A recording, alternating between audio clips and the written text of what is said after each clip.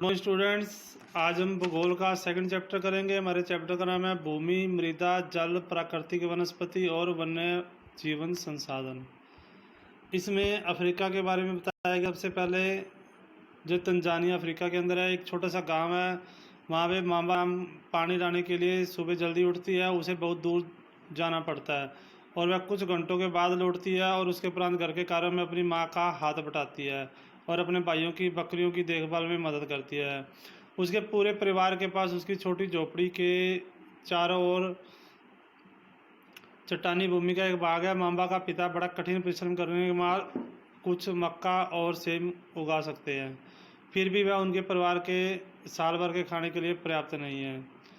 जो पीटर है वो न्यूजीलैंड के भेड़ पालन प्रदेश के मध्यवर्ती भाग में रहता है, जहां उसका परिवार ऊन प्रक्रमण करने का कारखाना चलाता है।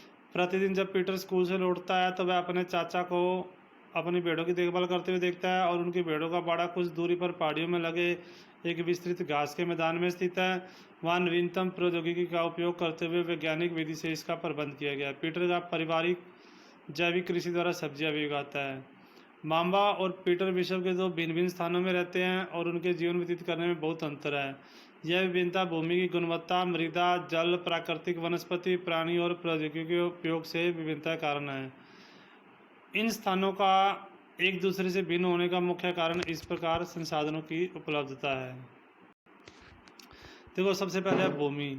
सभी महत्वपूर्ण अगर प्राकृतिक संसाधनों में भूमि भी शामिल है। भूपृष्ठ के कुल क्षेत्रफल का 30% भाग भूमि है।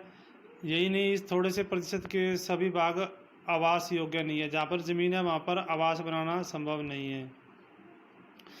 मुख्यतः भूमि और जलवायु के भिन्न भिन्न लक्षणों के कारण विश्व के विभिन्न भागों में जनसंख्या का वितरण असमान पाया जाता है। उबड़ खाबड़ स्थलाकृति है, कहीं पर्वतों की तीव्र ढाल है, जलाकरण संभावित निम्न क्षेत्र है, मरुस्थल क्षेत्र है, कहीं सघन वन क्षेत्र है, समानता विरल और निर्जन। कहीं पर तो जनसंख्या बहुत ज़्यादा, कई बार निर्जन सुनसान है। उर्वर मैदानों और नदी घाटियों में कृषि के लिए उपयुक्त भूमि उपलब्ध है, इसलिए ये स्थान विश्व के सबसे घने बसे हुए क्षेत्र है। फिर है भूमि उपयोग। भूमि का उपयोग भिन्न कार्यों के लिए किया जाता है, जैसे कृषि के लिए, वानिकी के लिए, खनन के लिए, सड़कों और उद्योगों की स्थापना के लिए। साधारणतः इसे भूमि का उपयोग कहते हैं। क्या आप माम्बा और पीटर के परिवारों के भूमि उपयोग के विभिन्न तरीकों की सूची बना सकते हो? भूमि का उपयोग भौतिक कारकों द्वारा निर्धारित किया जाता है, जैसे वहाँ की स्थलाकृति कैसी है, मिट्टी कैसी है, जलवायु कैसी है, खनिज और जल की उपलब्धता कैसी है। वहाँ पर मानवीय कारक है, जैसे जनसंख्या और प्रौद्योगिकी भी भूमि उपयोग के प्रतिरूप में महत्वपूर्ण निर्धारक है। स्वामित्व के आधार पर भूमि की निजी भूमि और सामुदायिक भूमि में बांटा जा सकता है। निजी भूमि व्यक्तियों के स्वामित्व में होती है, जबकि सामुदायिक भूमि में पूरे समुदाय का उस पर स्वामित्व होता है। सामान्य रूप से इसका उपयोग समुदाय में संबंधित व्यक्तियों के लिए किया जाता है, जैसे चारा का फलों, नट या औषधीय बूटियों को इकट्ठा करना। इसे सामुदायिक भूमि को साझा संपत्ति संसाधन भी कहते हैं। जनसंख्या और उनकी मांग सदैव बढ़ती रहती है, लेकिन भूमि की उपलब्धता सीमित है और स्थान के अनुसार भूमि की गुणवत्ता में अंतर होता है। लोगों में सामुदायिक भूमि और व्यापारिक क्षेत्र बनाने, नगरीय क्षेत्रों में घर बनाने और ग्रामीण क्षेत्रों में कृषि योग्य भूमि का विस्तार करने के लिए अनाधिकृत हस्तक्षेप करना शुरू कर दिया है। आज भूमि उपयोग प्रतिरूप में व्यापक परिवर्तन हमारे समाज में सांस्कृतिक परिवर्तनों को दर्शाते हैं। वर्तमान में कृषि और निर्माण संबंधी गतिविधियों के प्रसार के कारण निम्नीकरण, भूस्खलन तथा मृदा अपरदन मरुस्थलीय पर्यावरण के लिए प्रमुख खतरा है। अब भूमि संसाधन का संरक्षण। बढ़ती हुई जनसंख्या तथा इसकी बढ़ती मांग के कारण वन भूमि और कृषि योग्य भूमि का बड़े पैमाने पर विनाश हुआ है। इससे क्या हुआ है कि प्राकृतिक संसाधन के समाप्त होने का डर पैदा हो गया है, इसलिए विनाश की वर्तमान दर को अवश्य ही रोकना चाहिए। वन रोपण करके, भूमि उद्धार, रासायनिक कीटनाशकों, उर्वरक के विनियमित उपयोग करने और अतिचारण पर रोक लगाकर हम भूमि संरक्षण के लिए प्रयुक्त कुछ सामान्य तरीके। फिर है मिट्टी, मृदा। पृथ्वी के पृष्ठ पर दानेदार कणों के आवरण की पतली परत मृदा कहलाती है। यह भूमि की से निकटता जुड़ी हुई है। स्थल रूप मृदा के प्रकार को निर्धारित करते हैं। मृदा का निर्माण चट्टानों से प्राप्त खनिजों और जैव पदार्थ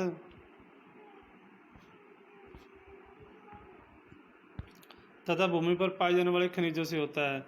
यह अपक्षय की प्रक्रिया के माध्यम से बनती है और खनिजों और जैव पदार्थों का सही मिश्रण। इसमें मृदा दे रखा है। सबसे पहले इसमें जनक, शैल, रंग गठन रासायनिक गुणधर्म, खनिज मात्रा, पारगम्यता को निर्धारित करती है। नीचे दे रखा है जो ऊंचा बच्चा है वो तुंगता और ढाल मृदा के संचय को निर्धारित करती है।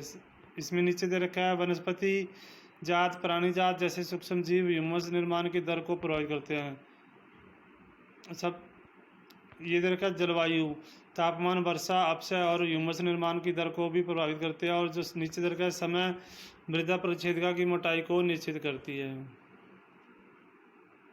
मृदा निर्माण के कारक क्या हैं?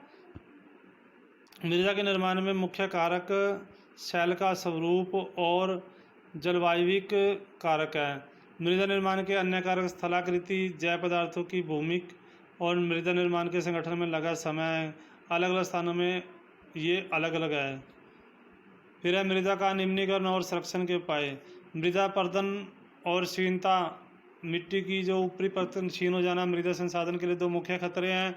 मानवीय और प्राकृतिक दोनों ही कारणों से मृदाओं का निम्नीकरण हो सकता है। मृदा के निम्नीकरण में सहायक कारक वन उन्मूलन, अतिचारण, रासायनिक उर्वरक और कीटनाशकों का अत्यधिक उपयोग, वर्षा, दोहन, भूस्खलन और बाढ़ है। मृदा संरक्षण की विभिन्न विधियाँ: मल्च बनाना, पौधों के बीच अनावृत भूमि तथा जैव पदार्थ जैसे प्रवाल से ढक दी जाती है और इसे मृदा की आर्द्रता रुकी रहती है। फिर है वैदिक फार्म।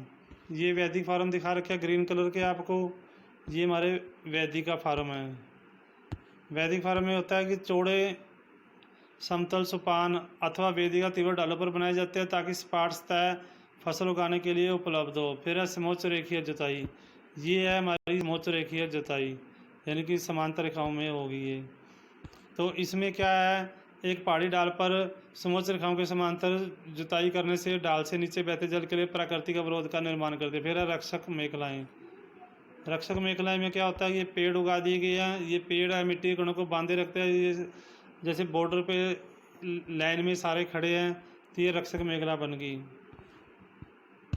तटीय प्रदेशों और शुष्क प्रदेशों में पवन गति के लिए वृक्ष कतारों में लगाए जाते हैं ताकि मृदा आवरण को बचाया जा सके। तो आज आपने इतना ही लेसन पढ़ना है, इसको ध्यान से सुनना है। हम अगला लेसन हमारे नेक्स्ट टर्म में करेंगे। ओके।